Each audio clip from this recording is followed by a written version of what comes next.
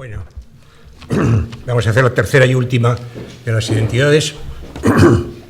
Hoy tenemos con nosotros a Paco Pereña, psicoanalista con una amplísima formación en la filosofía, sociología, la política y sobre todo en lo que es la profesión suya, la que ha sido como clínico psicoanalista, donde es un referente para todos los que nos dedicamos tanto a lo psíquico como a la psicopatología. En palabras de Colina, viene a decir que Pereña es un clínico de los más originales y de pensamiento más libre que cultiva actualmente la psicopatología. Aunque ya me lo sé de memoria, prefiero no perderme para ser corto. Yo, ya cuando nos conocimos en París, allá por los años 70, él venía con un bagaje importante de los campos de la psicología, de la filosofía, de la sociología y de la política, sobre todo, que ampliaba y enriquecía en aquellos momentos que estaban álgidos en el pensamiento francés, Althusser, Lacan, Lévi-Strauss, Foucault, etc.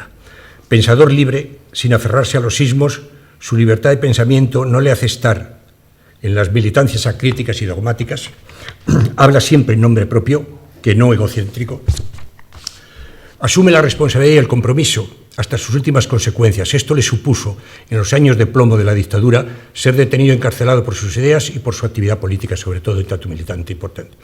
Compromiso y responsabilidad que abarca su quehacer clínico psicoanalítico y que le lleva, en los debates y exposiciones, a que no haya chalaneos con las ideas ni búsqueda del aplauso fácil o del reconocimiento seductor. Ha dado numerosos cursos, jornadas, seminarios, charlas, etc. Con nosotros en Paideia ha colaborado bastante. Ha formado a numerosos profesionales en la clínica psicoanalítica y asimismo ha escrito más de una docena de libros y numerosísimos artículos de psicoanálisis, sociología y política. Pero yo creo que mejor de todo es escucharle lo que hoy cierra estas charlas sobre la identidad. Paso. Gracias. Muchas gracias, Fede. Esto suena, ¿no? Supongo que sí. Se oye. Se oye, aunque somos un... Se oye, ¿no? Se oye, sí, se oye. Sí, se oye. Si los de atrás te dicen que se oye, vale, Jesús, se oye, ¿no? Vale. Bueno, explicaré primero porque el título es anecdótico. Es teórico, pero es anecdótico, porque cuando Federico me pidió un título para esta conferencia, porque tenían que hacer los papeles de rigor allá por febrero, en Madrid había una novedad, que era que de pronto muchas casas colgaban banderas españolas, nacionales, ¿no? Como afirmación, digamos, de la unidad de España, con un cierto carácter beligerante, porque efectivamente era contra, en ese momento se trataba del independentismo catalán, o que fuera. Pero por contraste, en esos mismos días aparecía en la prensa pues las cifras de los emigrantes muertos en el Mediterráneo.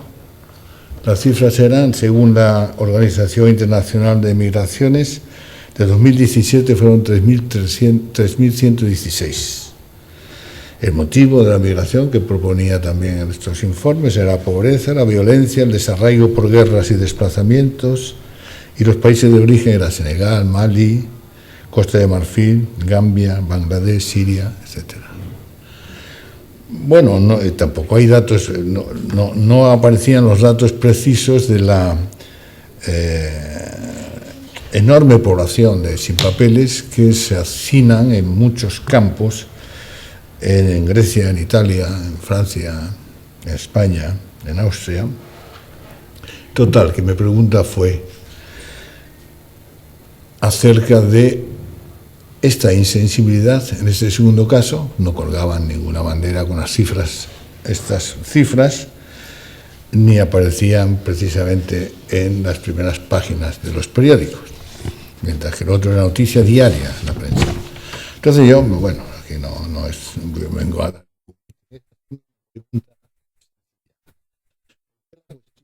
identidad nacional, produce tanta beligerancia apasionada y lo que se podría considerar de algún modo como crimen colectivo de los muertos y hacinados emigrantes solo conduce a no querer saber nada de eso, a una cierta insensibilidad. Esta pregunta podría alguien tildarla de demagógica porque diría que se comparan dos cantidades de cualidad distinta. Una de ellas es la obligada defensa de la unidad nacional y la otra sería la libre solidaridad internacional.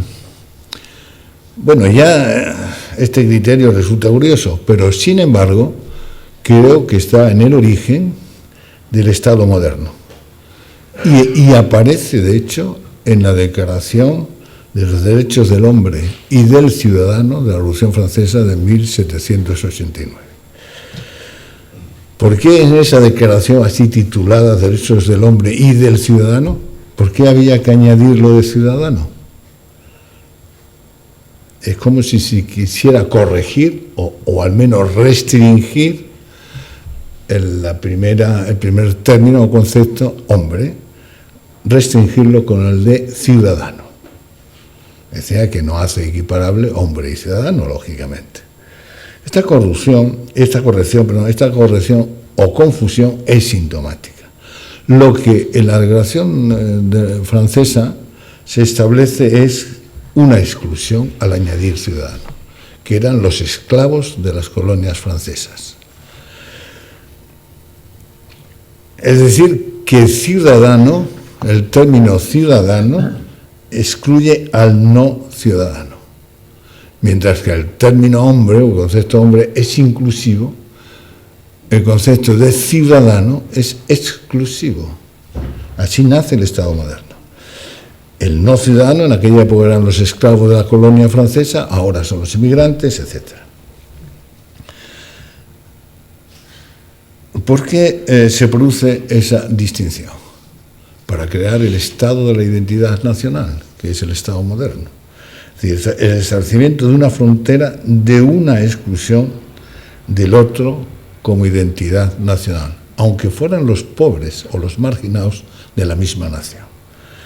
Pero en la medida en que hay afirmación de identidad ciudadana, hay exclusión. Y la exclusión es donde se basa la inclusión de la identidad. Es decir, que ¿esto qué significa? Significa que la identidad no es un dato. Si para fundar una identidad hay que establecer un concepto añadido al de hombre, tendremos que considerar que la identidad no es un dato de origen, no es natural. Es una afirmación, que no es lo mismo. Para afirmar algo, se requiere que ese algo no venga dado como algo natural, ha de afirmarse en segundo lugar. Luego, de entrada, lo que tenemos es la no identidad. Y esa no identidad es una identidad, digamos, radical, ontológica, como se diría en filosofía, de modo que la identidad no es ontológica, sino atributiva. Se atribuye la identidad en un segundo momento como externa, no como interna. Es decir, como pertenencia a un país, a una raza, etc. Si no es dada como algo natural, entonces quiere decir que el aparecer del hombre en el mundo, el hecho de la mostración del humano en el mundo, es como no identidad, como falta de identidad. Y cuando digo el modo de aparecer, me refiero a algo que se muestra como tal. Mostrarse quiere decir que una piedra no se muestra a sí misma, es un aparecer a una conciencia.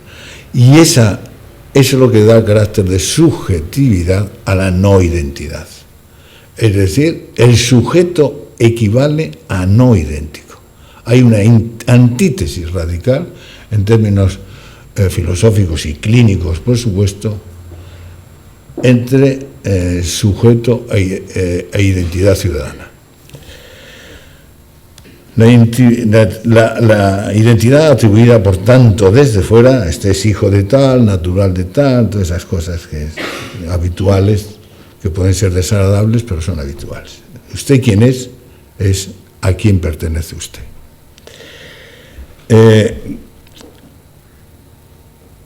Esa pertenencia, como pertenecer a una familia, un país, una raza, lo que fuera, se dirá que es un modo de concretar, siguiendo con un argumento respecto a por qué hay que añadir ciudadano a hombre, dirá porque la humanidad es una abstracción, mientras que el ciudadano es una concreción. Porque al reducir la extensión del concepto, digamos, al excluir, restringe y precisa el concepto. De manera que se podría decir, no, el ciudadano concreta lo que es la humanidad en abstracto. Bueno, se podría, admitámoslo, para no discutir demasiado. Lo que digo es que entre la atribución de identidad como pertenencia a algo concreto, frente a la abstracción, algo concreto, pero colectivo, y la humanidad como abstracción, está lo más concreto, que no es colectivo, que es el sujeto. Y el sujeto lo es de la angustia o del sentir, que en sí mismo, como tal angustia, es falta de identidad o falta de ser. Esta cuestión de la falta de ser o de la falta de identidad del sujeto como tal sujeto significa su dependencia radical, ontológica, digamos, al otro. Todos los problemas de la humanidad tienen que ver con esto, de los sujetos tienen que ver con esto, con que esa falta de identidad conlleva una dependencia radical, es decir, no a algo concreto, que es lo que establece la ciudadanía, sino radical al otro. Es decir, el sujeto es esa alteración que mezcla ambas cosas, la falta de identidad y la necesidad de depender del otro. Esa dependencia del otro supone o proviene de esa falta de identidad, que es una falta de identidad más radical que la que estamos hablando del ciudadano, que es la falta de identidad consigo mismo, como tiene el animal, es decir, con su ciclo interno como viviente. Es decir, el sujeto nace radicalmente desadaptado para vivir. El sujeto surge como desadaptado a la vida y por eso radical u ónticamente dependiente del otro. Puesto que el otro no es solo quien suministra los medios de vida, es quien suministra la vida misma. Cosa que el animal, como está adaptado a la vida, pues no se confunde con los estímulos, sabe dónde está el prado, para ir, el potrillo sabe dónde está el prado para ir a comer, no se confunde, está adaptado a la vida, que es lo mismo que decir, está adaptado a la naturaleza.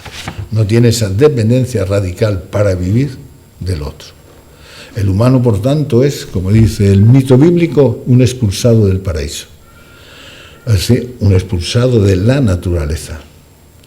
El mito del pecado original se basa en esto, que venimos al mundo expulsados de entrada de la naturaleza.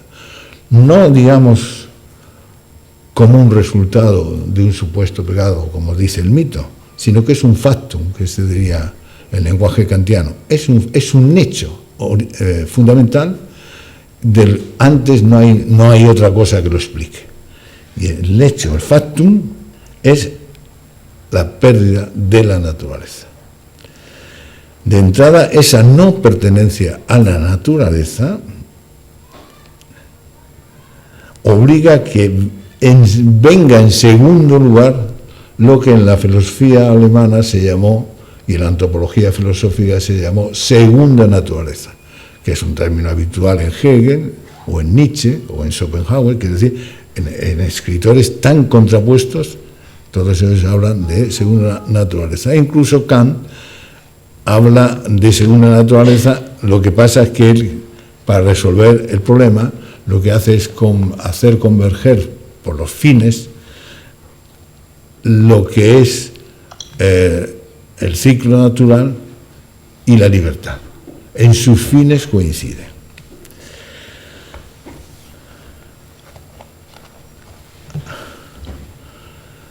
Decía que esta no pertenencia, al ser tan radical, al ser un factum, proviene de la no identidad que obliga a su vez para vivir a esa dependencia. Quiero referirme al síndrome de hospitalismo que estudió un psiquiatra y psicoanalista vienés, de estos que tantos hubo después emigrados a Estados Unidos en la Segunda Guerra Mundial. El síndrome de hospitalismo reveló que un bebé, aunque esté bien alimentado, si no hay ninguna figura de acogimiento, puede caer en marasmo, es decir, que es angustia, agitación, desesperación, incluso hasta la muerte, que fue lo más llamativo.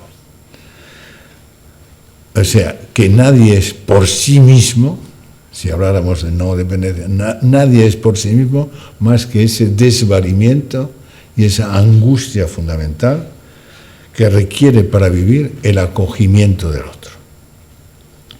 Y ese acogimiento, al ser expulsado del paraíso, es decir, de la naturaleza, es el espacio vital del sujeto. Es decir, no es importante el alimento, que lo es. Cobra entonces una enigmática importancia, como tantas patologías revelan, ¿quién alimenta? Esto supone, como vemos en la clínica infantil, que sea tan fundamental el acogimiento de la madre. ¿Acogimiento de qué? De la angustia del bebé. Si no se puede soportar la angustia del bebé,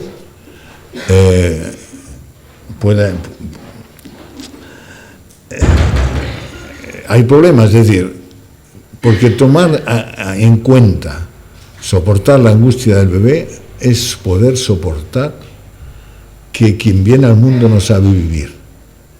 Y esa es la angustia del bebé, no es otra. Es decir, no se puede, es decir, la madre no puede sentirse cuestionada por ese dolor o sufrimiento indecible del bebé, sino que tiene que poder escuchar lo que ese supuesto o este sufrimiento psíquico implica de demanda muy radical o de súplica de acogimiento para poder vivir. O sea que esa angustia es el motor, digamos, que se dirige al acogimiento. Y si no hay eso, entramos en confusión, que es no poder pedir, como tanto se ve en la clínica, sujetos no pueden pedir ni recibir. O en la clínica infantil, y no solo en la clínica infantil, los estados de alarma. Está siempre tantas personas sometidas al estado de miedo de el daño que va a venir todo el tiempo.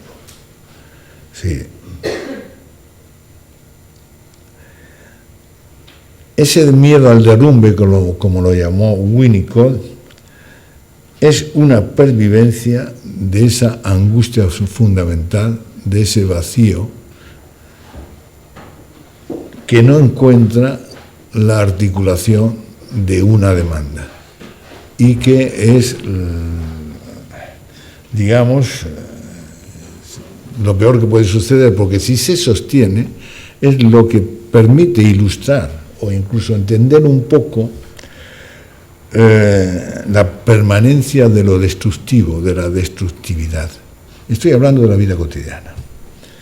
La destructividad, que puede, o sea, el hacerse daño con pasos al acto o sin paso al acto, pero que los pasos al acto son llamativos, pues los niños que se arañan, que se golpean, ahora los adolescentes que se rajan las piernas o los brazos, etcétera, ¿no?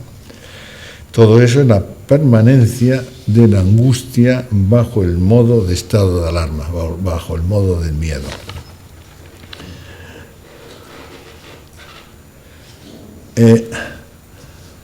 A propósito del acogimiento, me gustaría subrayar, porque tiene mucho que ver con lo que pasa hoy día, entre otros sitios en Europa, con la vieja distinción de la antigua Grecia entre la ley de la hospitalidad y la ley de la polis, la ley política.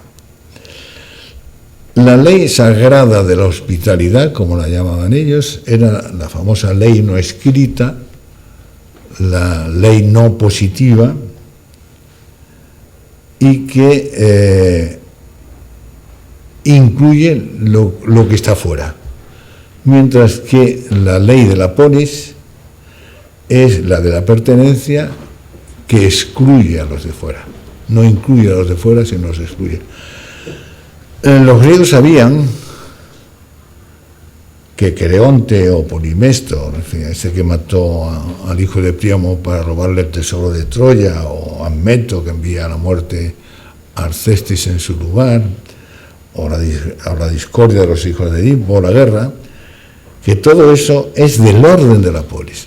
No es una perversión de la polis para los griegos, era del orden de la polis. No se engañaba. La polis quiere acabar con la hospitalidad. Por eso establecen la hospitalidad no como ley de la polis, sino como ley superior, como ley divina o ley sagrada, ley no escrita, que es como explica muy bien Teseo a Creonte cuando Creonte va a pedir la vuelta de Edipo a Tebas. Y que rige el conflicto de la tragedia griega, por ejemplo, Antígona.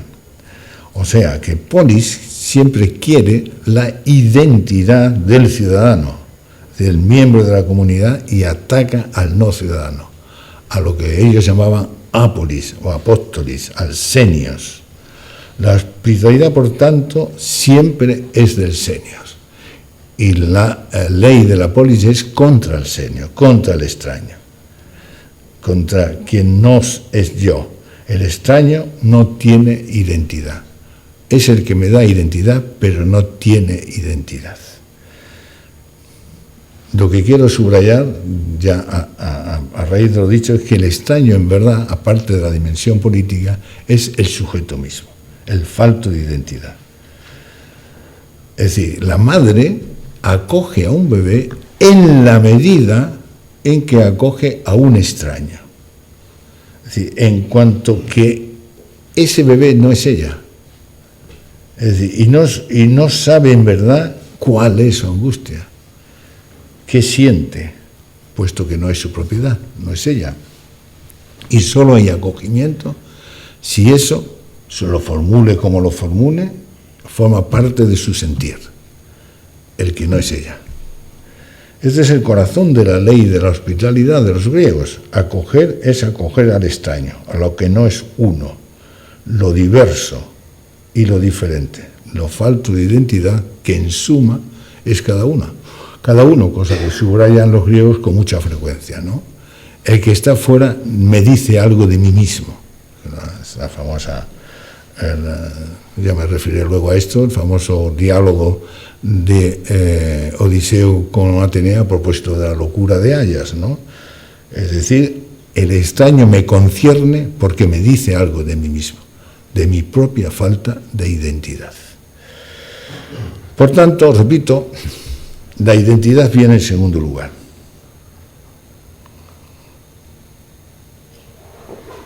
Luego, antes hay la no identidad, la angustia fundamental, que diría Freud. ¿Cómo se construye la identidad? Bueno, ya lo he adelantado. Pero voy a hacer una pequeña inmersión por los terrenos de esta no identidad. Nosotros empezamos a saber realmente lo que es la psicosis a partir de los textos de los sujetos y de los testimonios de los sujetos psicóticos. El más famoso, el más conocido es el de Schreber, que escribió sus memorias, a las que llamó alegato contra su exclusión.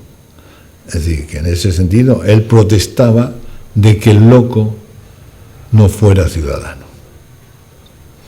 Bueno, hay un libro, hay un testimonio dado por un precisamente un psiquiatra, Julio Fuentes, un psicótico que venía de la psiquiatría y que explica esto muy bien en su testimonio que estaba publicado por la AIN hace un año. Bien, con el autismo sucede lo mismo. Ahora empezamos a saber mucho más del autismo porque empezamos a conocer los textos de los propios autistas. Quiero subrayar sobre todo uno que me ha impresionado especialmente, que es el de Birger Selling, que era el hijo de un juez, otro de los jueces. ¿Qué tendrá que ver los jueces con la locura? Siempre aparecen ligados a la locura de una u otra manera. Bueno, digo porque Schreber, como muchos sabéis, era un magistrado, era un juez también. ¿Sí? Bueno, Birger Selling es el hijo de un juez y de una psicóloga, vaya mezcla, berlineses. Bueno, a los 2 años pierde el habla y a los 18 consigue escribir sobre lo que le sucede. El título es de él, vamos, es de una expresión de él que dice "Ich will kein", un término "in mich mehr sein", es decir, es como no quiero ser más tiempo un dentro de mí. Digo yo, "in mich sein", un dentro de mí. Todo el texto, lo tengo aquí porque voy a leer una cosa de él, está lleno de extrañeza y de miedo. Ese inmige podemos considerarlo como un paralogismo, ese dentro de mí, no es el narcisismo. Eso yo advierto, bueno, ya sé que no hablamos de clínica, pero bueno, esto de recurrir en la clínica al narcisismo es una pereza mental, no explica nada. Todo el mundo es narcisista y nadie es narcisista. Unos son más autistas, otros menos, pero hay que ver siempre qué conflicto psíquico hay detrás de eso. Bueno, eso es una... bueno, a lo que iba. Ese título, esa frase de Birger Selling, de "no quiero seguir más siendo un dentro de mí", expresa muy bien lo que supone un ser, entre comillas, digamos, exigido de conectar con el otro, exigido en su propia condición óntica de conectar con el otro y que no puede. ¿Cómo decir, escribe el chico, cómo decir a los otros lo que significa estar eternamente aislado? ¿Quién podría entenderlo? Y otra frase dice, habito incrustado en el miedo. Estoy haciendo un pequeño recorrido por los terrenos de la no identidad en su radicalidad, no en la posterior elaboración, que nadie, como los autistas lo muestran, afortunadamente empiezan a escribir ellos. El horror, este es el libro, esta es la fisonomía del personaje, es decir, ha destruido su fisonomía, cosa llamativa. El propio horror le ha dado un rostro horroroso y le produce una constante inquietud y un grito desgarrador. Así lo describe. Así describe lo que llama abismo hacedor de inquietud. Dice, en todo lo que alcanza mi memoria, siempre hubo en mí esa inquietud con una fuerza como nadie puede hacerse idea. A mí casi me vuelve loco. Cuando yo era más pequeño, las estereotipias podían calmar un poco. Hoy, esos mecanismos desgraciadamente ya no funcionan bien. Por eso grito tanto en los últimos tiempos. Con ese miedo no puedo vivir tranquilo y en paz. Tengo que gritar los tormentos del miedo. Se multiplican más y más y me ahogan yo, sin yo, soy un esclavo de la prodigio fuerza del miedo. Tiene una escritura difícil, no puntúa nada. Yo lo leo puntuando, pero no puntúa nada. Bueno, con ese miedo no puedo vivir tranquilo y en paz, tengo que evitar los tormentos del miedo, se multiplican más y más y me ahogan. Yo, sin yo, soy un esclavo de la prodigiosa fuerza del miedo. Todo el libro es impresionante. Es un testimonio de lo que supone el encierro autista de angustia, de horror y de sufrimiento. cosa que nosotros observamos desde fuera y imaginamos un sufrimiento que solo cuando lo palpas en el testimonio te llega. Antes lo describes, eres un experto en describir lo que le pasa al otro, etc., ¿no? Bueno.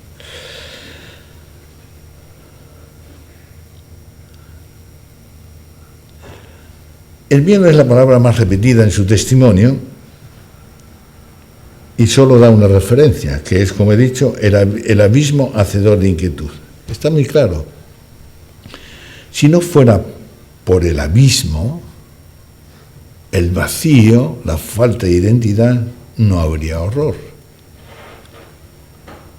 El problema es que no es no identidad, digamos, es falta de identidad. Es lo que hace vacío. No es, bueno, yo he nacido independiente, no. Has nacido dependiente, pero no puedes dirigirte al otro. Digo, subrayo para que se entienda el drama del sujeto autista. De las dos cosas que habla, de la estereotipia y del grito, ¿se habéis oído bien? ¿Qué significa? Él lo explica muy bien. La estereotipia es un sistema de protección. Él cogía bolitas de cristal de diversos colores y las ibas deslizando hacia el suelo con un ritmo de tiempo siempre inmutable y repetido constantemente. Dice, de ese modo repito de modo visible, así lo escribe él, lo que la soledad produce de modo invisible. Es un poco enigmático, que repite la soledad, bueno, repite una impotencia, quizás repite un mismo gesto que no llega a ningún lado, probablemente, que se refiere a eso. Pero quiera que no, esa estereotipia es un modo de calmarse, es un modo de protección. Mientras que el grito desgarrador, por eso grita tanto cuando ya no le funciona la estereotipia, lo explica él mismo, porque en el grito se trata de la soledad que cuando arrecia como miedo produce el grito. Y si la estereotipia protege, en ese sentido es un rito litúrgico, el grito muestra a cielo abierto el miedo que encarna el abismo o el vacío de identidad. O sea que así como el sujeto psicótico nos enseñó bien, tan bien como el autista, lo que es el abismo melancólico que hay detrás de los discursos, que todo el mundo se anima para no morirse de melancolía, y también la necesidad de tener la necesidad paranoica de enemigo para tener una referencia en el mundo, lo cual nos hace ver hasta qué punto la identidad necesita la paranoia. El sujeto autista nos enseña de manera más contundente, si se quiere decir así, la soledad radical y originaria y el desconcierto que hay tras el grito del bebé o del infans, del bebé, su falta de identidad y su angustia. Es decir, que venir al mundo es abismático. Si a eso se le quiere llamar pecado original, bueno, el hecho de la vida es un pecado original. Es decir, es abismático de entrada y produce pánico, que el bebé lo olvida cuando, yo quiero decir que el venir al mundo hay que tener el tacto y la medida de lo que supone de angustia, que después el bebé olvida porque va construyendo un yo y en ese sentido construye una unidad y en ese sentido construye una identidad. De eso. Y entonces se olvida, lógicamente, de aquello que no tenía ninguna palabra, que era la angustia básica, pero que retorna con más frecuencia de lo que parece en los ataques de pánico, que es la mezcla, el ataque de pánico que se ve en las urgencias psiquiátricas en muchos momentos, es la mezcla de esa vivencia del abismo con el miedo. Ese es el ataque de pánico. El miedo sería el gran Hobbes, decía que es el motor de la vida colectiva. Todo lo que se dice de la vida colectiva, los discursos, de salvación del mundo, todo es miedo, nada más que miedo.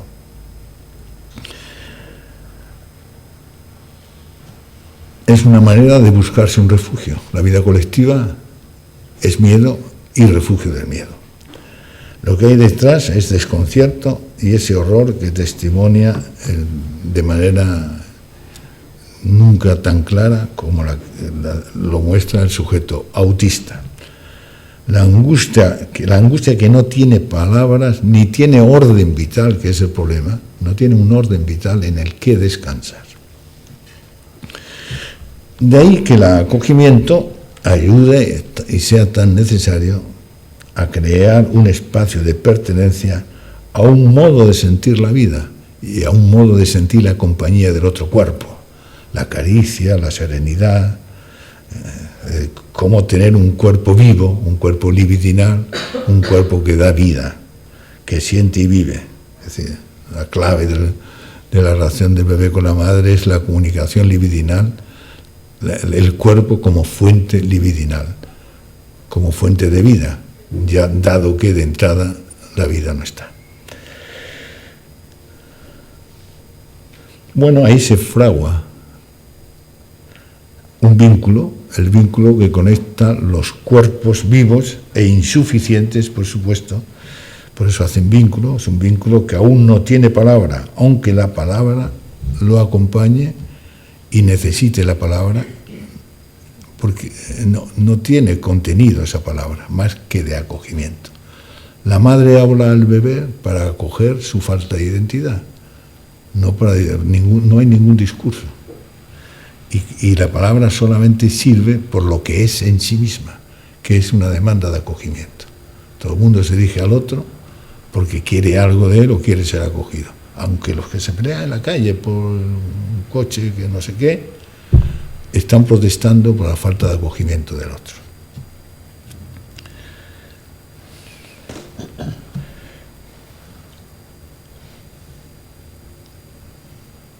Me refería antes voy a saltarme un poco una cosa. Me refería antes hice una referencia a la tragedia Ayas de Sófocles, que me interesa subrayarlo porque lo introduje a propósito de cómo el extraño es el que más dice de nosotros. Porque los otros no nos enteramos de nada. Cuando nos entendemos mucho es que no nos enteramos. Repetimos el mismo discurso, las claves, las no sé qué, los rollos, los discursos. Eso no sirve para nada, palabras muertas. Pero sin embargo el extraño sí que te dice. Decía, porque ¿no? Conocéis la tragedia Ayas. Bueno, Atenea introduce la locura en Ayas porque quiere defender a Odiseo, que está de parte de Odiseo. Los dioses griegos toman partido y entonces le introduce la locura, y entonces Atenea le pide a Odiseo que entre en la tienda de Ayas para que vea lo que ha hecho con él, lo que es la locura. Y Odiseo se niega. Y entonces Atenea le dice: ¿qué, te da miedo encontrarte con un hombre sin juicio? Y dice Odiseo: lo rehuiría menos si tuviera juicio, es decir, si tuviera identidad.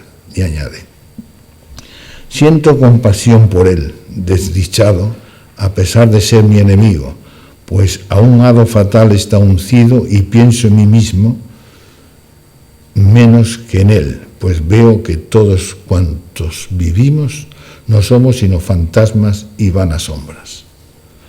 Es decir, que la locura de Ayas, mientras era el enemigo de Odiseo, todo el mundo se entendía. Un buen enemigo siempre da mucho contenido a la vida. Pero cuando deviene loco, le revela al propio Odiseo su más recóndita verdad. No somos sino vanas sombras. Verdad indecible que nuestra identidad colectiva necesita ignorar para que opere como tal identidad, puesto que la identidad opera como identidad a partir de un olvido, el de la no identidad, que es lo que el extraño o el extranjero hace recordar y no se puede soportar. O sea que la identidad viene de fuera del grupo y la identidad de dentro. Se invierten las cosas. La no identidad está dentro de cada sujeto, es cada sujeto. De ahí que me gustaría, aunque sea de modo operativo, como se dice ahora,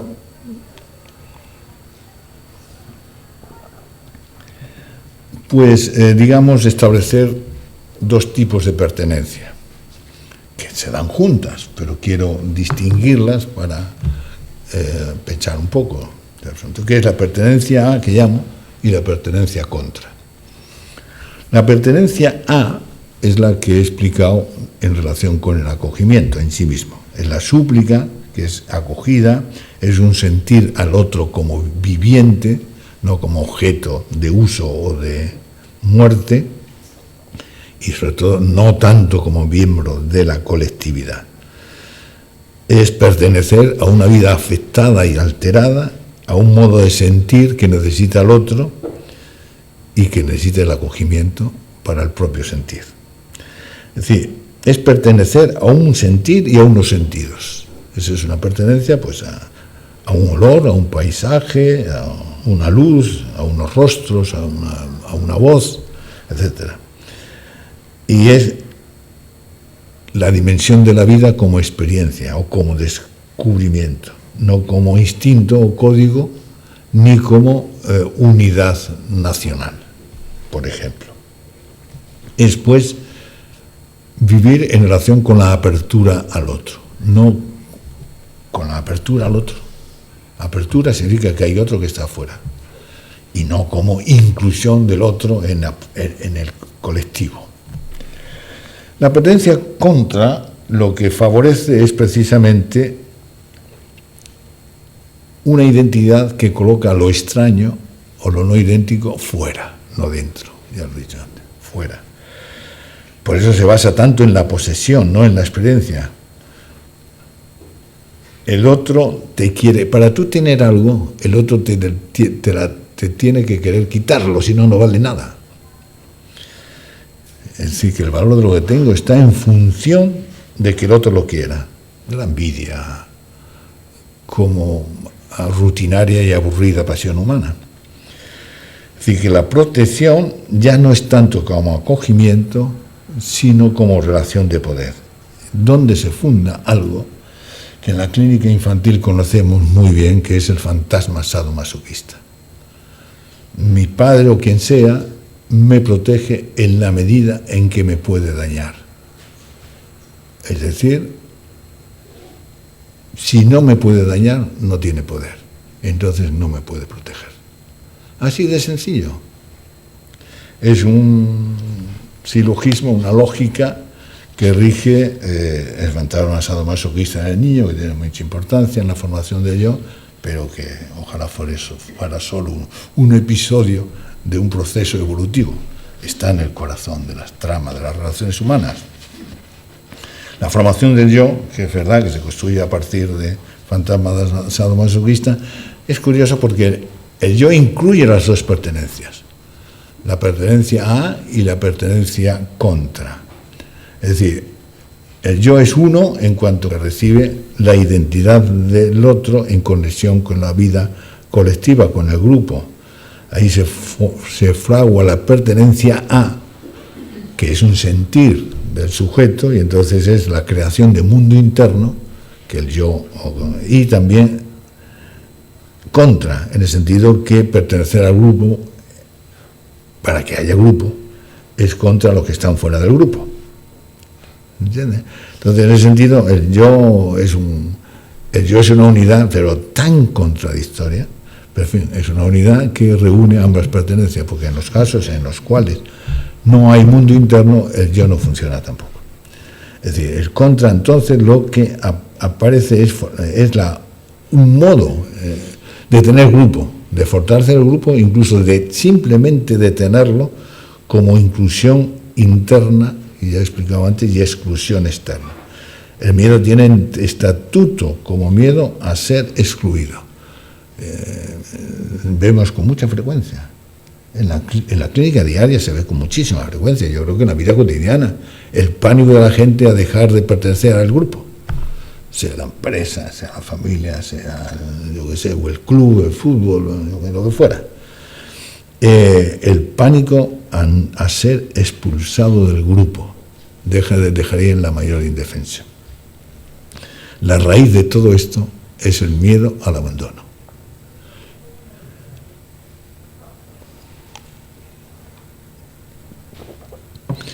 El miedo al abandono del niño se entiende en la medida en que es una vivencia temprana de que si la madre se va a hacer la compra, lo ha abandonado.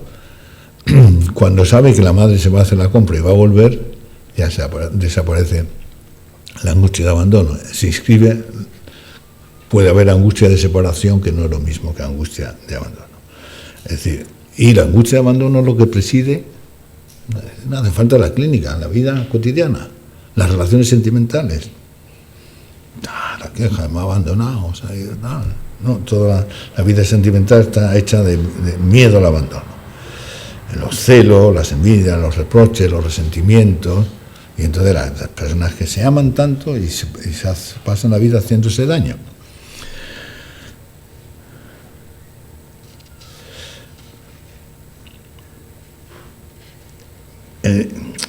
El problema también es que el miedo al abandono es que no se abandona porque se mete demasiado en la propia relación con nosotros y en las propias relaciones de grupo y construye algo tan valioso como es el reconocimiento. Te hace depender del otro, es verdad, todos dependemos del otro, pero te hace depender del otro y perder tu propio criterio como sujeto. Si el otro no me da, me quita, si no me reconoce, me excluye y destituye mi deseo, y entonces es una situación lamentable. Bueno, la publicidad se basa en eso, ¿no? Son millones y millones de euros, de lo que fuera. En eso, en envidia, mira lo que tiene esto y tú no tienes, esas cosas, esa vulgaridad. Es decir, que el valor de lo que quiero no es mío, el valor de lo que quiero me lo da el otro. Eso ya no es la dependencia, digamos, ontológica al otro. Eso es la deformación de los vínculos de inclusión y exclusión. A la victoria, yo recuerdo una vez un paciente que venía profundamente abatido porque Nadal había perdido, no me acuerdo qué torneo. Como si fuese una ofensa, no voy a decir a él, tampoco estaba tan chalado, al grupo, como si Nadal pierde el partido, es una ofensa a España. Bueno, exagero, pero en esa dirección van las cosas, ¿no? Es decir, que la victoria vale por sí misma. Nunca entenderé, y ahora ya me he acostumbrado, pero nunca entenderé que la gente que tiene un equipo de fútbol y su partido juega pésimamente, pero gana, es lo que importa. Solo que gane. Es decir, ¿por qué? Porque es lo que da valor a la pertenencia. Si pierde, ¿quién va a ser, como se dice, aficionado de un equipo perdedor? Es solo la victoria. Hay un texto de Plutarco que se llama De las ventajas de tener enemigo, que explica muy bien, dice, podría ser, dice Plutarco, que alguien pudiera vivir sin amigo. Es muy triste, pero pudiera ser. Ahora, sin enemigo, radicalmente imposible. Y lo explica muy bien, ¿no? Y entonces lo dice Plutarco en relación precisamente, no me acuerdo ahora el texto exactamente, pero lo dice en relación a alguien que dice, bueno, ya ha sido derrotado, no sé qué, Rajoy, no sé si ha sido derrotado Rajoy, pero supongamos, ya ha sido derrotado, y entonces dice Plutarco, cuidado, a ver si os quedáis sin enemigo. Y lo explica muy bien Plutarco, eso es genial.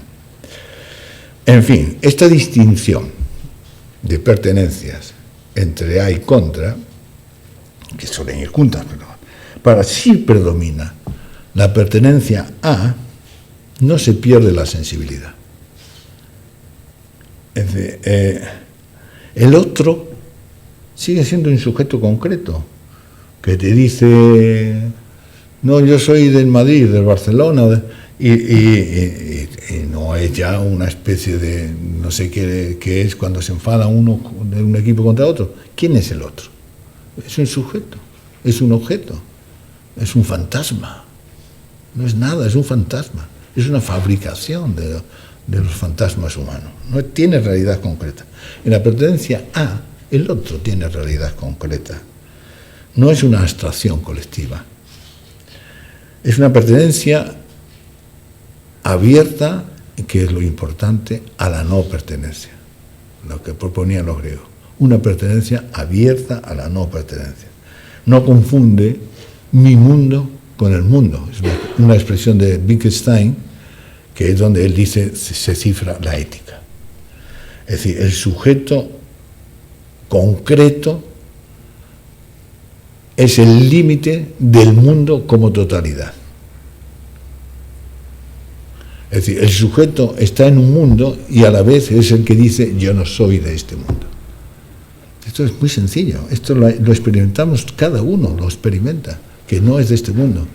Y el problema es que la angustia le llevará por derroteros extraños, pero es que el sujeto en cuanto tal es límite, lo explica muy bien Wittgenstein, es límite del mundo porque está en el mundo y a la vez no, yo no soy de este mundo, como dice el Evangelio, creo que lo dice, ¿no?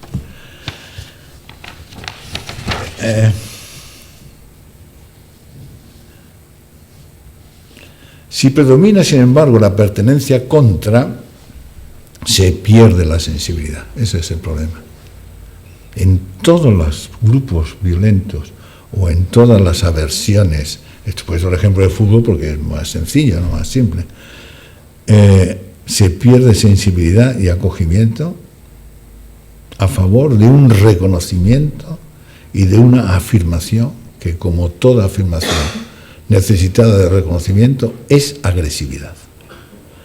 Es agresividad contra algo, que siempre es contra alguien, pero como el otro, digo contra algo porque el alguien de la afirmación agresiva es tan sin sujeto que es como si fuese un algo. Es decir, el otro es exclusivamente no un sujeto concreto, sino un objeto, digamos, entre comillas, persecutorio. Es decir, entonces, lo que produce esta pertenencia contra es una dependencia como miedo, en vez del acogimiento. Miedo a ser expulsado del grupo. No hay nada peor en ese registro que el ser expulsado del grupo. En eso se basa a veces la cuestión del miedo, y parece que les va la vida en ella. Y si no, entra en una angustia que remite evidentemente a la angustia de abandono, pero vivida en la banalidad de que, bueno, de banalidad, digo, pero no por la vivencia, digo por el fenómeno externo, ¿no? De que la amiga del colegio ya no me habla, no se habla conmigo, el otro no sé qué, etcétera, y todo eso se vive como una vera tragedia, de verdad, porque es angustia de abandono, pero bajo el modo de pertenencia o no al grupo. No olvidemos que el sujeto psicótico necesita el delirio persecutorio única y exclusivamente para tener una referencia con el mundo, para tener un lugar en el mundo. Si me persiguen, existo. Sin mundo interno, sin la distancia interna del otro, el otro es necesariamente invasivo. Y entonces caemos en el drama de un otro que a la vez me da la identidad, me la quita, que si no está, me abandona, si está, es invasivo. Y bueno, hay tantos ejemplos de esto.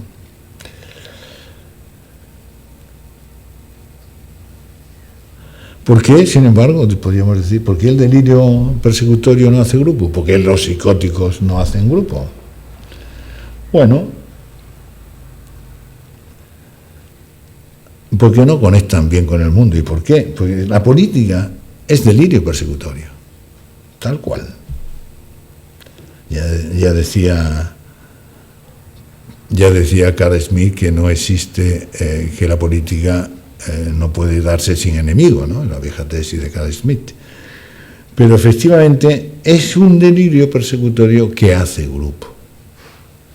Es la diferencia con el delirio psicótico. Y esa es la identidad que el psicótico no puede conseguir, pues no consigue hacer grupo. Entonces, al conocer en el grupo, todo se basa en ser perseguido. El sistema de inclusión e exclusión lo maneja mal por eso, porque nunca consigue la identidad. Está necesitado permanentemente de identidad, y eso es lo que da potencia al delirio persecutorio. Y este es un tema interesante, porque es el delirio en el que se muestra la psicosis en última instancia, siempre y por tan largo periodo de tiempo, mientras que otras formas de delirio son escuálidas, bueno, son por lo menos efímeras. Entonces, porque es la única referencia del mundo que tiene a cambio o en el empeño por tener una identidad.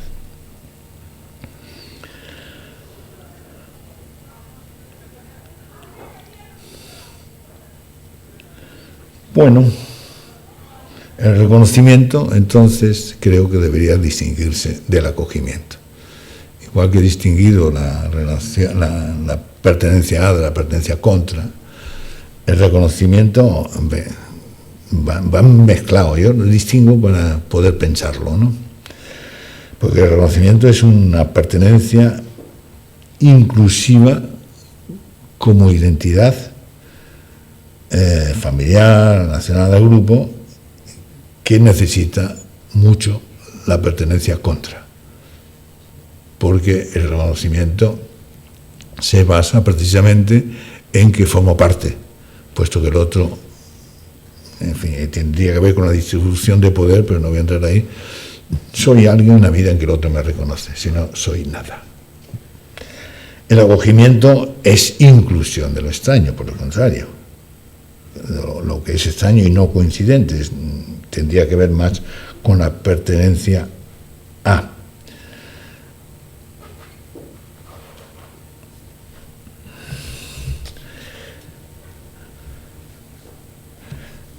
Bueno, ya he dicho antes que habría que distinguir, a propósito del acogimiento también, en el cual tú acoges al otro en su extrañeza. Habría que distinguir a este respecto también la diferencia que señalé antes entre angustia de separación y angustia de abandono. La angustia de separación es un dolor que implica anhelo, que implica deseo. La angustia de abandono es arrasadora. Es decir, cuando el niño no consigue incorporar, digamos, elaborar, que cuando la madre se va a la compra no lo ha abandonado, hay problemas serios eso. Si lo incorpora, digamos, puede haber angustia de separación, porque la madre se ha ido a trabajar, o se ha ido de vacaciones, o se ha ido yo qué sé, y puede sentir un dolor de la separación, porque le rompe, digamos, el espacio confortable del acogimiento, pero sería distinto que la angustia de abandono.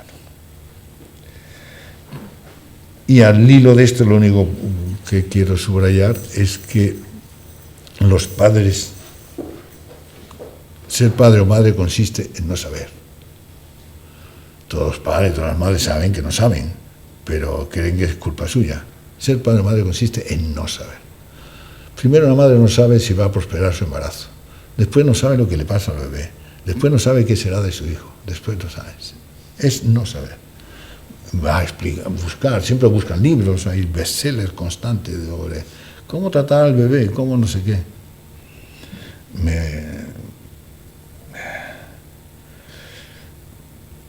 Pero si no admite que es no saber, todos esos libros no tranquilizan, solo producen ansiedad. Qué mala madre soy, o que no me adapto al ideal, etcétera, etcétera. O sea, que hacerse cargo del hijo es no saber del hijo y estar separado del hijo como sujeto viviente. Y a partir de que los dos viven, pueden entenderse de algún modo. Si no, uno tiene que estar muerto. Para ir concluyendo, ¿tengo una para terminar? ¿Sigo? Bueno, yo voy a, para terminar, no sé si es para no ser excesivamente denso, pero quiero hacer una distinción que yo creo que se confunde mucho. La identidad la identificación y la idealización. Creo que merecería la pena distinguir esto. Hay una cosa llamativa, siempre me llamó la atención de Freud, que tenía sus genialidades, sus confusiones, no sé qué, pero siempre que hablaba de identificación siempre iba sobre el mismo eje, la pérdida. Solo hay identificación si hay pérdida. Y esa es una insistencia constante de Freud, muy acertada. Porque es la pérdida de lo que él llama los objetos infantiles, los objetos libidinales infantiles. Es decir, que la experiencia de la pérdida es fundamental para que haya experiencia del sujeto. Es decir, que se inscribe como pérdida la experiencia de la vida, como separación y como ausencia, que es lo que explicaba antes de la madre, por ejemplo. Es decir, las identificaciones son la memoria sensitiva de los sujetos, porque es una memoria carnal e inconsciente. Es decir, es la memoria del cuerpo libidinal, y el cuerpo libidinal es el cuerpo invisible del deseo.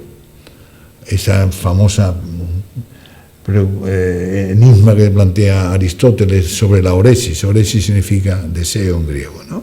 Y dice, ¿cómo es posible que sujetos sin contacto físico muevan, o cuerpos sin contacto físico muevan uno al otro, si no hay contacto físico? Eso lo llamó Oresis, lo llamó deseo.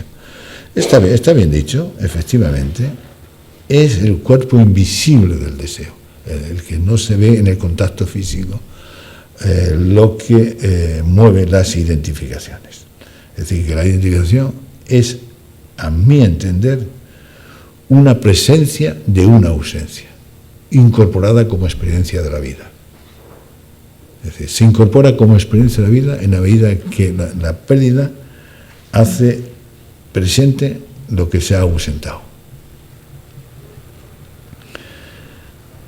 Eso crea evidentemente un espacio libidinal, un espacio móvil, un espacio del querer y de la palabra, porque la palabra, como ya decían los estoicos, es un desplazamiento. Hay una cosa, es decir, Winnicott es un psicoanalista inglés muy interesante, siempre con grandes intuiciones clínicas, que habló de los objetos transicionales en el proceso de la formación del yo del niño, que era el paso del pecho de la madre al chupete, al oso de peluche, a lo que fuera, ¿no? Al pulgar primero, etc. Y en la primera, él no habló de objetos transicionales más que en un segundo momento. La primera expresión que él usa es first not me possession. Es decir, ¿cómo se traduce eso? Primera posición no yo. No sé traducirlo, no sé traducir de otro modo. Es curioso porque, claro, es decir, la primera posesión no yo es un poco rara, pero señala muy bien del lado del sujeto. Del lado del sujeto no posee lo que tiene, no es lo que tiene. Es decir, ese no tener lo que tiene es lo que le hace sujeto. Es decir, lo que tiene es externo al propio sujeto. Eso me parece que esa expresión primaria que él después abandonó, a mí me pareció que siempre tenía mucho interés. Porque mirado del lado de los objetos transicionales, o sea, objetos transicionales, la expresión lo explica muy bien, es más cómodo, menos complicado de entender. Pero es mirar del lado del objeto, que está bien, es verdad. El niño suple el pecho con el pulgar o con el chupete o con el oso de peluche o con lo que sé. Esos son objetos interesantes, porque son objetos propios. Quiero decir, que nadie le puede marcar al niño lo que es el objeto transicional, lo tiene que marcar él. Eso es evidente, ¿no? El niño le gusta este osito y no le gusta este. Y usted lo puede marcar, esa es este, y se acabó. Y es verdad que eso es importante, pero en la medida en que apunta a un sujeto, que es el non mi possession, en el sentido de que hay un sujeto que elige eso desde la separación, desde la distancia. He elegido esto porque es un desplazamiento, no es algo en sí mismo que tenga un valor como tal único. Es único en la medida en que yo lo elijo como sujeto. Necesita la elección del querer de un sujeto. En ese sentido, y eso es importantísimo, porque esto es en la formación de yo, ese proceso de tener sin tener, es un desprendimiento realmente, es una separación tan fundamental que espero que no olvidemos del todo en los próximos años. No sé, quiero decir, porque todo el proceso que tenemos acumulado es olvido de eso, ¿no? La posesión. Pero es lo que crea mundo interno y lo que permite escuchar al otro, permite demandar, poder recibir y poder pensarse, que es el drama de los famosos TDAH, esto es tan de moda, ¿no? Porque el TDAH no es un diagnóstico, es una dificultad. No es lo mismo, no me voy a entretener explicar esto, pero no es lo mismo, porque la dificultad es dentro de un proceso de la formación del yo, es un niño que no consigue construir mundo interno, por las razones que fueran, no vamos a entrar en descripciones clínicas, no consigue construir un mundo interno y por tanto no pueden pensarse. Entonces están todo el día dando la lata al otro, los pobres, dando para allá, para acá, no pueden concentrarse, no pueden pensarse y ahí pues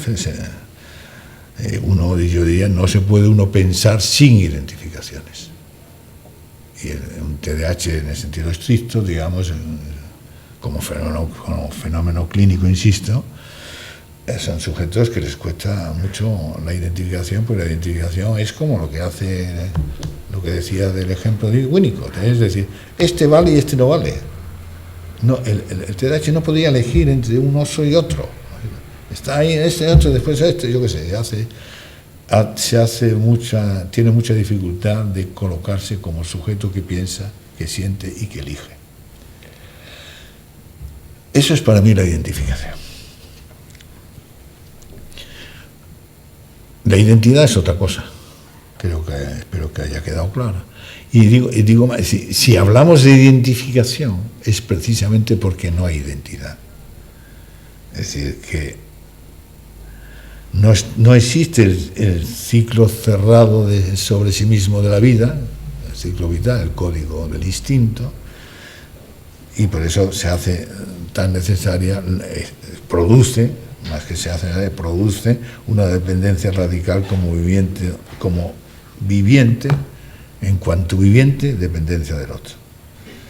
Es decir, que en ese sentido el sujeto ya no se rige por la necesidad, como en el campo del código vital que funciona sobre sí mismo, como proceso evolutivo con código predeterminado, sino que se rige por la demanda, por la súplica originaria, como enigma, como X, como enigma y como extravío, como angustia y como miedo. La identidad, entonces, solo se puede buscar, como vengo repitiendo, de fuera, del grupo, para así cerrar el enigma del sujeto.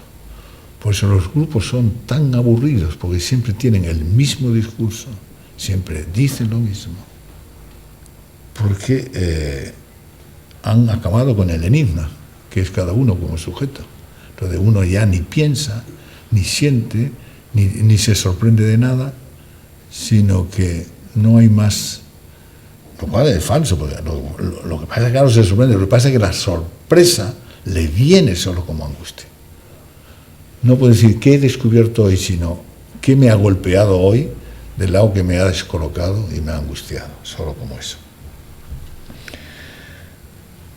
Es decir que es un modo, se entiende, no es porque es un modo de suplir la falta de adaptación a la vida. Sin embargo, me gustaría que se separase la identificación de la idealización, porque se ha confundido mucho, no sé, en el campo del psicoanálisis en concreto ha habido mucha confusión con esto. Yo creo que la idealización es la fantasía que da consistencia al otro. Es la necesidad de que haya un otro consistente. Eso es para mí la idealización, no la identificación.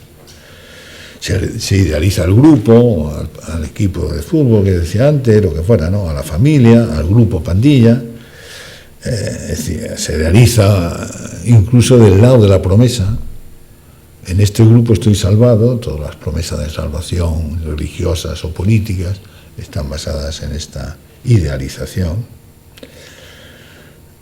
que también me gustaría que se distinguiera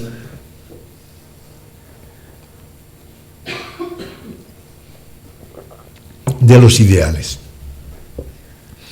porque creo que no es exactamente lo mismo los ideales que la idealización. Esto me lo hizo pensar desde siempre, hace años ya que lo digo, porque los ideales, lo aprendí de Kant, son reguladores de la moral pública. La diquía que decían los griegos, que en última instancia es la que encarna el ideal, ¿no? Esa tesis que decía, que explica muy bien Tucídides, en el mundo griego, la justicia es superior. Es imposible que haya justicia si no es iguales, ¿no? Por ejemplo, hay una oposición entre la justicia griega y la ley romana.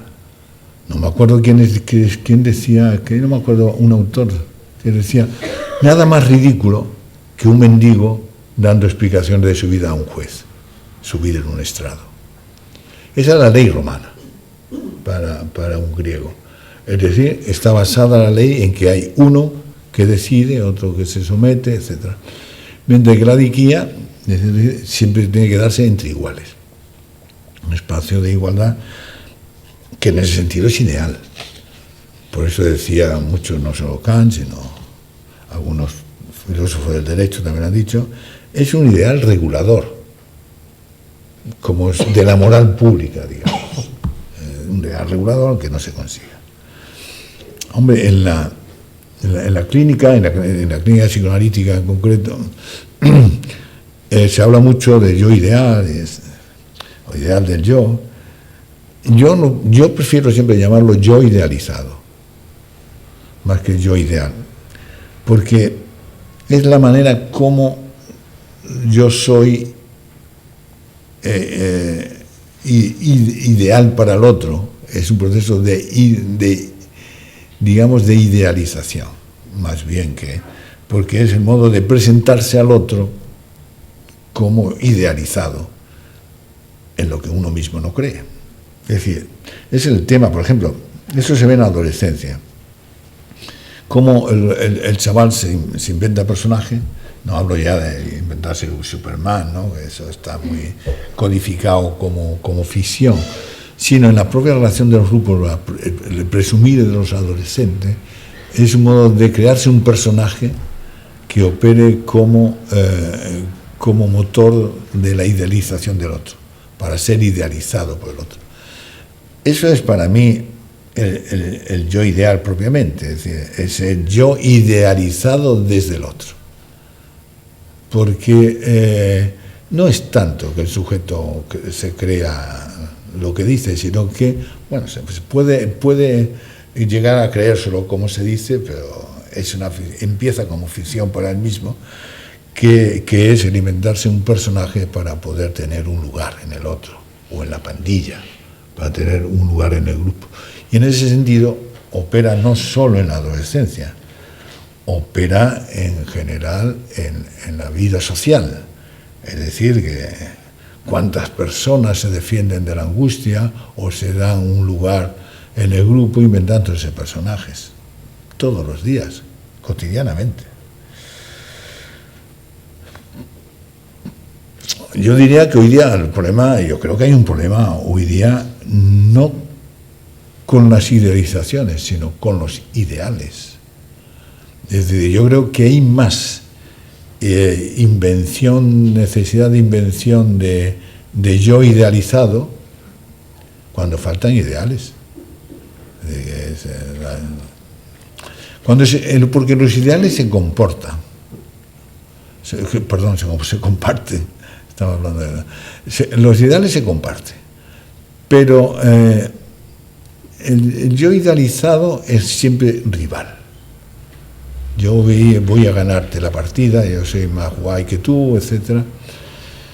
pero los ideales se comparten. Es decir, el drama que puede haber hoy día en el mundo, diría Kant, pero en fin, en la adolescencia, por ejemplo, es precisamente una cierta falta de ideales. Digamos, ideas, viene de donde viene ideales, ideas que aglutinen y rijan la moral del grupo. Entonces los grupos son, sin esa regulación de ideales, los grupos son violentos. Que no son violentos, se pelean, hacen broncas sin sentido ninguno. Es solamente porque se trata de ese tipo de yo idealizado que necesita la rivalidad y la agresividad como afirmación. Mientras que los ideales hacen de mediación, de regulación. Puede ser unos que le dan por coger setas, al otro por defender la ecología, lo que fuera. ¿Sí? Son ideales que crean grupos sin necesidad de afirmación agresiva diaria y constante.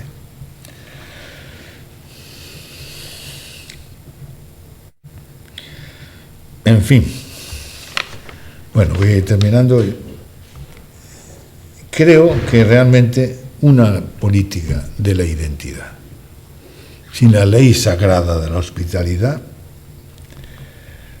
es simple taponar la angustia echándola fuera, con lo cual se crean temores imaginarios,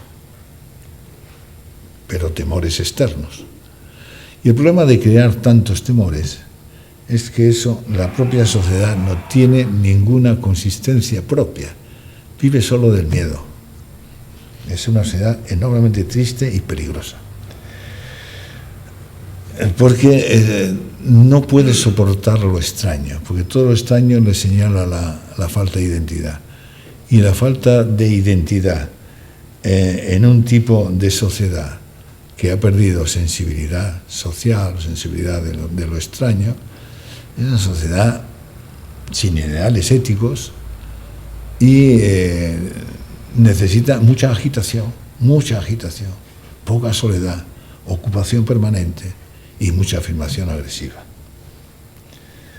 Y entonces la intimidad se acaba, porque solamente podemos tener relación con nuestra intimidad en la medida en que no somos de este mundo. Cada uno no es de este mundo, quiero decir. Y entonces todo está basado en en objetos persecutorios, en crear objetos persecutorios por doquier. Es decir, que la agresividad, esto está comprobadísimo, que es una ley casi se podría establecer como ley física, la agresividad crece a costa de la sensibilidad, siempre. Decía Homero que el extraño es molesto porque te interrumpe, pero decía también, te da una oportunidad porque es la experiencia de la vida. No solo te interrumpe, no solo te invade, es una oportunidad.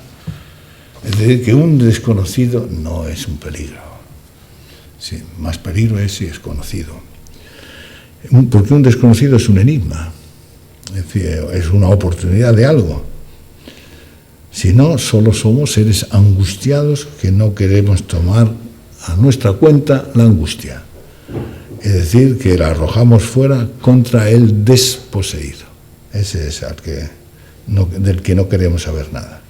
El coste es la propia falta de vida, la propia desvitalización, y hoy se muestra en la cantidad de fenómenos de melancolización, que creo que no solo en la clínica, yo creo que se ve en la vida cotidiana. Cómo han crecido los diagnósticos de bipolaridad, los fenómenos autistas, sin entrar en diagnóstico, los fenómenos autistas se multiplican, así como la agresividad, los trastornos del límite y la agresividad que hace día más torpe y más dañina. Ahora se ha inventado un nuevo síndrome que se llama el hikikomori, ¿no? ¿Me he confundido? Es hikikomori. ¿No? Bueno, que es un síndrome, bueno, es porque fueron unos psiquiatras japoneses los que lo describieron. Bueno, lo único que describe es lo que todo el mundo sabemos, ¿no? Bueno, se refieren a casos clínicos en los cuales se trata de chicos dedicados a Internet, encerrados en su habitación, que han roto todo contacto con el mundo. Esa es la descripción resumida de Hikikomori.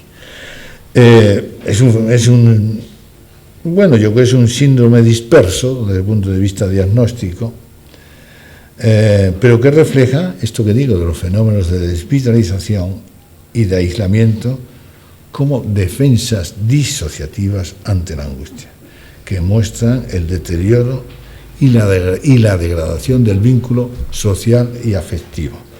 Y ese es un tema que también desde el punto de vista clínico tiene mucho interés. El aumento de lo disociativo como defensa, o el aumento de las defensas disociativas que hace aparecer a gente inteligente que parecen subnormales. En fin, no es asunto banal. Ya termino esta cuestión de la pérdida de la ley sagrada de la hospitalidad que decían los griegos. Es el signo peor para una comunidad social. Esto no es demagogia. La propia comunidad social, sin esa ley, se daña a sí misma, porque pierde carácter social y se convierte en acumulación de aislados. Hasta que no incluya al último excluido, una sociedad humana no tiene derecho a llamarse tal sociedad. Se puede llamar asociación de intereses o lo que quiera, no se puede llamar sociedad. Esto es una utopía, eso lo sé, pero, volviendo a lo que dije antes, considero que utopía y ética van juntos. Y si se separan, si creamos utopía sin ética o ética sin utopía, eso es una farsa, cuando no un peligro. Aquí termino.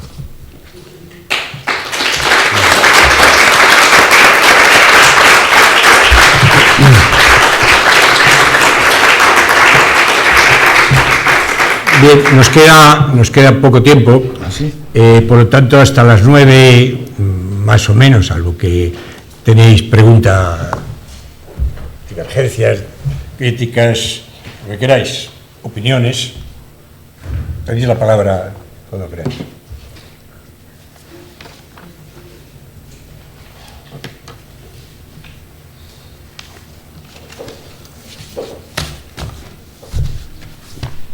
Fermín, no... Venga, Fermín, anímate. Bueno, hay muchas cosas,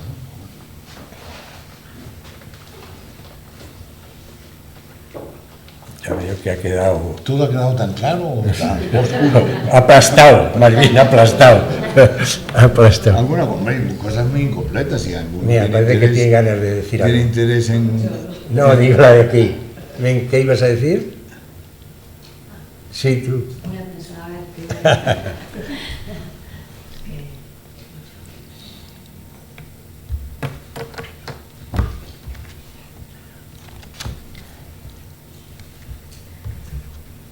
Bueno, ¿no hay nadie que se anime entonces? Me voy a llevar esto. ¿Eh?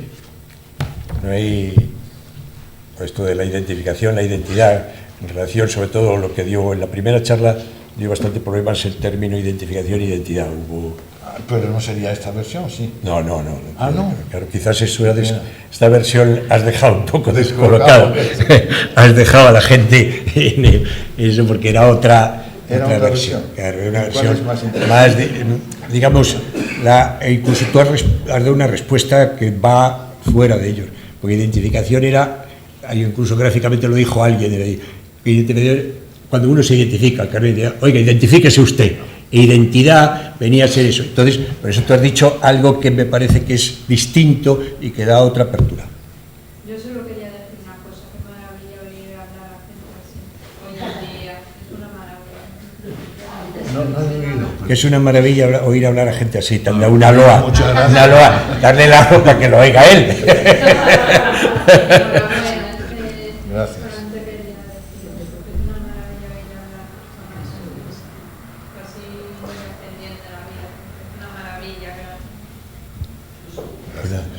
Pues bien, ya te he dicho esa parte ha quedado a lo largo de... Porque la segunda, hablaron más bien desde la genética, el lugar que ocupaba, si había una identidad propia o no, pero esa primera que quedó diluida y que quedó latente no ha sido todavía abordado del todo. Si se dejó identificación, vendría a ser, eso que tú dices que no es así, identidades. Eso quedó en lo que los pusieron. Yo creo que eso quizás tú has dado un sesgo que puede abrir a otro pensamiento, a otras formas de ver las cosas. O sea que... Es que si no... Claro, porque es que cuando la confusión que ha habido en la clínica psicoanalítica entre identificación e idealización es sospechosa. Pues claro, y además ha sido, curiosamente, ha sido cuando ha sido más militante esa identificación, o esa confusión entre identificación e idealización, precisamente ha sido en momentos, en situaciones de la clínica psicoanalítica más grupal. ¿Entiendes? Que entonces, ya con retrospectiva, pues ya uno puede entender que en última instancia es como los votos de religiosos. No tenga usted identificaciones. Su única identidad es la orden. Se pide al novicio que no sienta, que no tenga historia, que no tenga su propia vida, que no tenga identificaciones, que no tenga su modo de haber sentido la vida. Su vida empieza ahora. El resto es el mundo, el pecado, ¿no?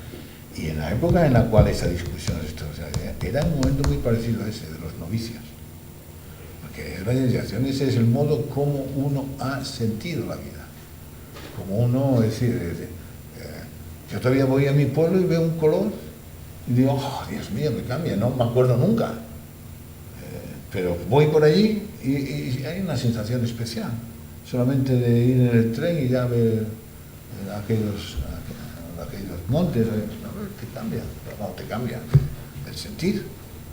Es con respecto a un momento, un espacio de la vida. Con respecto a la identidad, lo usual, quizás el interés que has dado, el matiz ese de la identidad de la no identidad, es decir, ese vacío que da la posibilidad. La identidad la gente cree que es lo que tengo, y que creen que hay una identidad. Lo usual es decir, yo tengo mi identidad, tú dices a cualquiera ahora que no tiene identidad, que no, y te dicen, bueno, vete a vacilar por ahí, estas son pajeos psicoanalíticos, pero la gente lo que tiene es una identidad, cualquiera que le pregunte, yo tengo mi identidad. Entonces yo creo que esa apertura, que es cierto, porque igual que no hay una personalidad, no hay una identidad, sí, pero es difícil, porque la lógica aparente, pues es como que digamos, no es la Tierra la que gira alrededor del Sol, sino es el Sol quien... En esto es igual, la lógica te parece que tienes tú una identidad, por eso que es importante lo que tú has dicho, es decir, una salida a todo eso. Sí, pero tú cuando recibes a un paciente nunca ves una identidad. No, ya, sí, claro, digo lo que usualmente... Yo nunca veo gente con identidades, digamos, grupales muy diversas, pero yo lo que veo ahí es una falta de identidad. Es una angustia, un desconcierto o una contradicción, es decir, es el no saber vivir, que es lo que yo recibo cada día, el no saber vivir, que es la falta de identidad. Pues el animal sabe vivir. Eso, por ejemplo, la antropología filosófica alemana lo explicaba muy bien, decía, el Umwelt, que dicen ellos, es decir, un animal en un bosque oye un ruido y sabe cuál es. Si tiene que salir corriendo o no. Un humano se cae una hoja y se pega un susto de muerte. Es decir, no, está todo el tiempo desadaptado a lo que está pasando. No se entera. Es una explicación muy sencilla, muy clara de lo que es la falta de identidad, no tener relación con el saber vivir. Y eso es lo que recibimos cada día en la consulta. Gente que no sabe vivir como uno mismo. No sabe vivir. Entonces, ¿cómo manejar el no saber vivir? Y que no le enseñas a cómo. No, tiene que hacerse un proceso. Pues claro, como la idea cree que vas a ver y te dice cómo, como que te da una pastilla. Y eso, por eso es duro el trabajo, porque es un trabajo que tiene que hacer. Pero es parecido a lo de los objetos transicionales de Winnicott. Sí. De Winnicott, sí. Explique, Es explique. decir, usted no le puede decir al niño, oye, toma este objeto tradicional que es mejor que el otro. Una leche, que ya está sucio. Me da igual que esté sucio. Más pues, Es más mío. o cómo coge un niño justamente lo más lo que te daría asco, y él está ahí a coger, y coge lo suyo, lo propio, lo específico, lo distinto, eso que Sí, algo. está algo, no sé, sí. O sea, pero la costumbre es eso, que uno tiene como la idea, esa parte donde se dice a veces, bueno, yo soy yo, y sin embargo no es verdad, porque si uno se fija, se dice, No, todo lo contrario. uno ¿quién es? ¿Quién es? ¿El de lo íntimo? ¿El de lo privado? ¿O el de lo público? Porque en lo íntimo hacemos cosas de la de Dios. En lo privado, en lo íntimo, cada uno que mire, que revise un poco qué se puede hacer en lo íntimo. Las cosas que te serían insospechadas, que hacemos en lo privado, y que hacemos en lo público, somos vosotros. Entonces, ¿quién ser de ellos? ¿Quién soy? ¿El que tiene una mala leche impresionante y que tiene un día que no soporta a quien más quiere? ¿O el que es generoso otro día? ¿Quién somos? Entonces, eso a un lado, más lo que tú decías de cómo se forja esa identidad en lo no identitario, es decir, en ese vacío, en eso que es consustancial, que es difícil quizás más de entender. Por eso la identidad es tan peligrosa. Justamente por eso. Hombre, cuando hay una identidad se puede hacer cerrada. Sí, ya se anima la gente, ¿ves? Ya. Yo, discúlpeme, porque tengo un poco de confusión con todo esto en cuanto a la identidad. Siempre he creído, o he pensado, o he concluido que las cosas tienen sentido desde dentro hacia afuera. Sí. Y entonces lo de fuera, con mi propia experiencia, yo lo interpreto. Entonces yo he creído entender, seguramente estoy confundida, que la identidad me viene dada por lo de fuera. Sí, claro. Pues no estoy de acuerdo. Está bien, está muy bien. La pregunta clave. Es una pregunta clave. Sí, lo que pasa es No que estoy de acuerdo. yo creo que, en fin. No puedo, como usted comprenderá, discúlpeme, no voy a intentarlo discutir. Oye, ¿por qué no? ¿Por qué Tengo no? que pensarlo, no tendré que No, pensarlo. pero no, piénselo de verdad, porque no es tan complicado. Porque en realidad, es decir, el hecho más primario que existe es la desadaptación a la vida. Eso lo admite, ¿no? El bebé, porque se angustia el bebé, porque se confunde el bebé, porque existen las anorexia, ¿qué estatuto le puede dar uno a eso? Es decir, es un estatuto de angustia fundamental, de angustia básica. Eso crea un tipo de dependencia del otro fundamental. Esa dependencia del otro es un hecho, no es algo secundario, es un hecho radical y fundamental de la vida.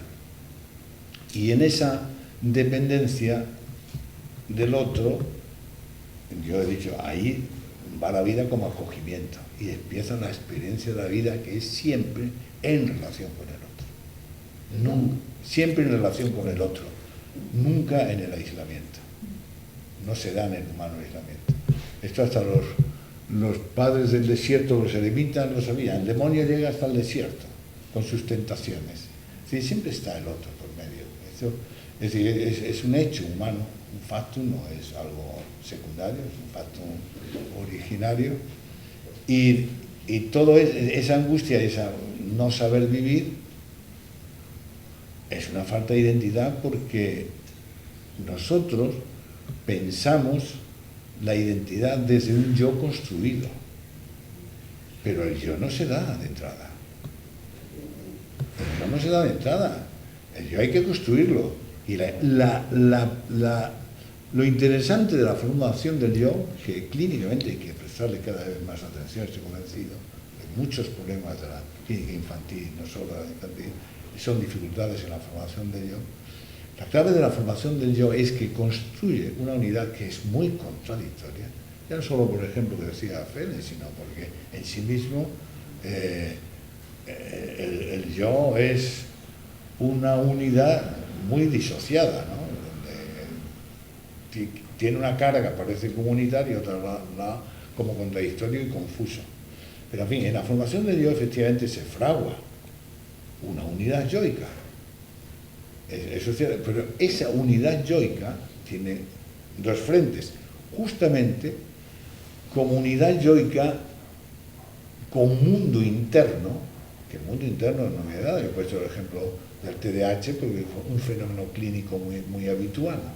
Es decir, no se puede construir sin mundo interno. Sin embargo, sí se puede construir una identidad externa sin mundo interno. La diferencia está en que, ¿lo duda eso? Me parece extremadamente dependiente de los externos, la construcción de tu propio yo. Ah, por supuesto, de lo externo, es evidente. Una dependencia brutal, ¿no? Una dependencia brutal, no, en absoluto. En absoluto, esa es la razón. De luego, la dependencia del humano respecto a los otros es un fenómeno que incluso a los etólogos les ha llamado siempre la atención, ¿no? Lo que se llama el proceso constitutivo de premaduración biológica. Eso es una cosa llamativa. Esa dependencia está de entrada. El aprendizaje del humano no es la independencia, sino la separación. En la clínica lo que trata es que los sujetos se puedan separar del otro y poder amar a los otros. Porque solo desde la separación el amor es posible.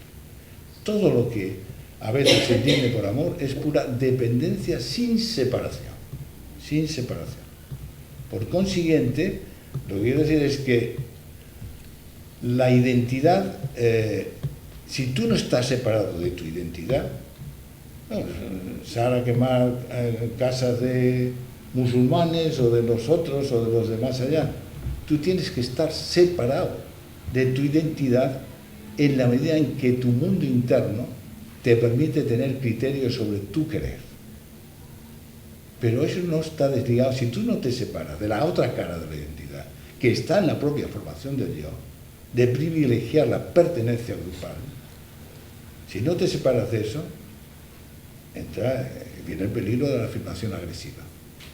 Porque lo único que hace posible que la identidad no termine en pura afirmación agresiva, lo que yo he llamado la pertenencia contra, es precisamente un mundo interno que te separa de esa identidad, que te da la identidad y a la vez esa, que he dicho yo, te hace pertenecer al mundo y a la vez sabiendo que no eres de este mundo, que no estás en contigüidad automática con el mundo, que sientes de tu modo, etc. Y esa separación es lo que usted, creo, llama, bueno, no sé cómo la ha llamado, es decir, la identidad íntima, no, esa es la separación de la identidad, lo que da ese mundo interno. Mira, y la identidad se puede crear, a un niño se le puede crear una identidad por la educación.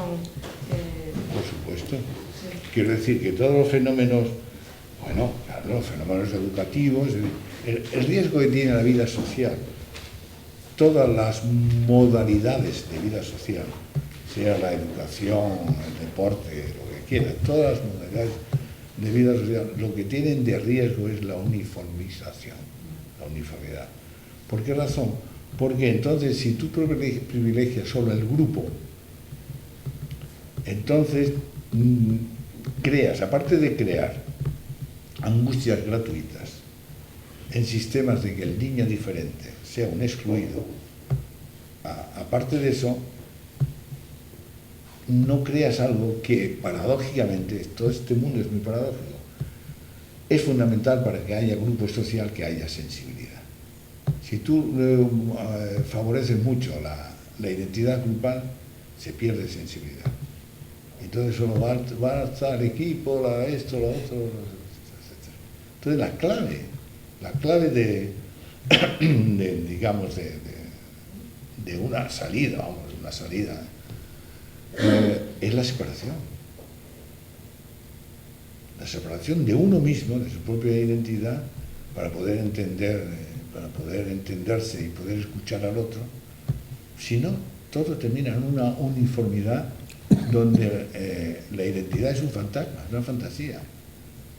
Porque es algo que solo se te da desde fuera. Porque la clave del asunto es que yo pueda construir una identidad separado de la identidad grupal. No en contra, separado. La clave es la separación. Y en el ámbito sentimental no digamos. Si a ti te deja tu pareja, sí, puedes sentir, pues claro, la conmoción que siente, en fin, eso es llamativo, ¿no? En el mundo humano, como la adhesión al abandono y la adhesión al daño, esto no hay ley que lo explique, fuera de la subjetividad, no hay ley externa que explique eso. Pero toda la clave está, si a ti te abandona tu pareja, pues se separa, mejor dicho, nosotros abusamos del término abandono, que es muy triste. Se separa, es una razón para que tú te separes, ¿no? Pero si lo vives como angustia de abandono, ya no te separas. Quedas adherido o adherida al daño que te ha hecho el otro. Y hay que cambiar la identidad. Si usted se ha abandonado a su marido, pues abandónelo usted, digamos, en términos habituales. Pero lo digo en serio, si su marido se ha separado, pues usted se separa de él. Es decir, usted es un sujeto, en la medida que uno es sujeto activo. Porque la identidad, contra lo que se diga, es una falta de actividad, es una pasividad. Por mucho jurito que lo veas en un campo de fútbol, todo el mundo, ¡oh, oh! Todos como sujetos absolutamente pasivos. O sea, a ti te abandona o te separa tu marido, tú eres sujeto que dice, bueno, este hombre se ha ido, pues yo me voy. Puente de Plata. No puente de plata, pero es separarse, es tomar la cosa no del lado de la angustia de abandono, de la separación, con el dolor que supone.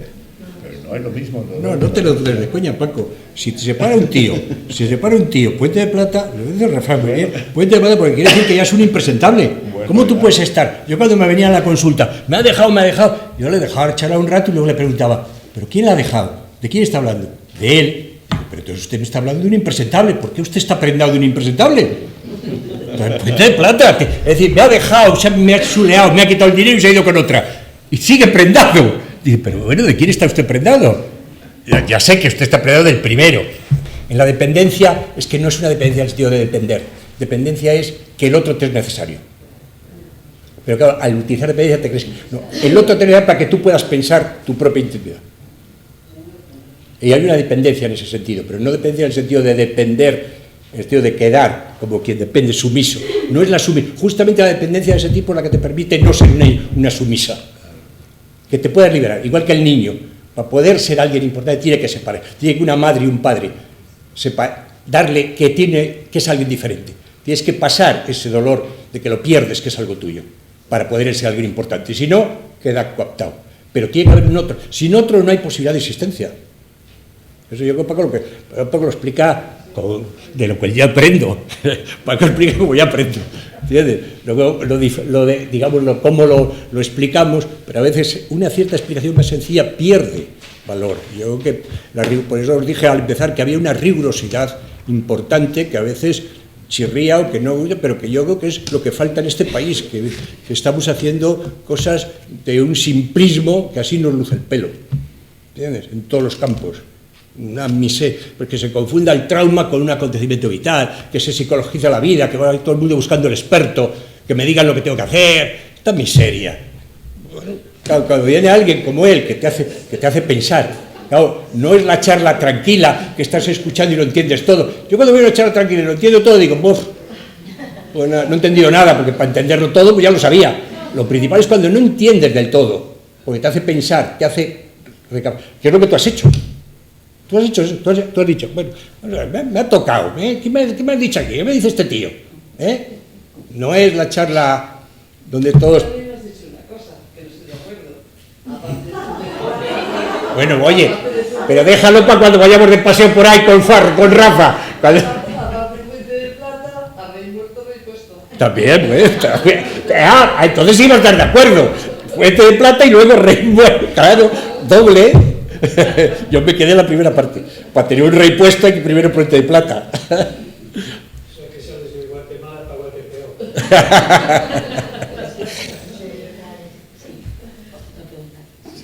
Ya te animaste, ya recapacitó. Muchas gracias por la conferencia. Muchas gracias por la conferencia. Y me gustaría que profundizase un poco más en el delirio paranoico, que por un lado es sostiene con su identificación y por otro lado es tan devastador y crea tanta angustia en los pacientes, un poco esa dificultad para trabajar con el delirio. Se podía... Bueno, empezamos otra. Gracias. Sí, es complicado, hombre. Yo creo que hombre, a mí de la psicosis siempre la constancia del delirio persecutorio siempre me llamó la atención. Yo en el trabajo que hice sobre el caso de Julio Fuente, de este psiquiatra, precisamente el interés que tiene ese testimonio es ver que la psicosis no empieza por el delirio persecutorio, no empieza por ahí. Empieza de otra manera, por lo que yo llamo el delirio, o sea, yo insisto que la clave de la psicosis del lado delirante es el delirio de filiación, como digamos, intento de construir un mundo donde él tenga un lugar inclusivo. Y el fracaso del delirio de filiación es muy temprano. A veces en la clínica solo aparece en el momento del delirio de persecutorio, pero antes ha habido ese intento, que normalmente fracasa. Se ve en el caso de Reber, en el caso de Julio Fuentes se ve mejor, pero en el caso de Reber ya se ve. Y entonces, a donde se aferran es al delirio persecutorio, por una razón muy sencilla, porque el delirio de filiación, quieras que no, es un intento en la soledad.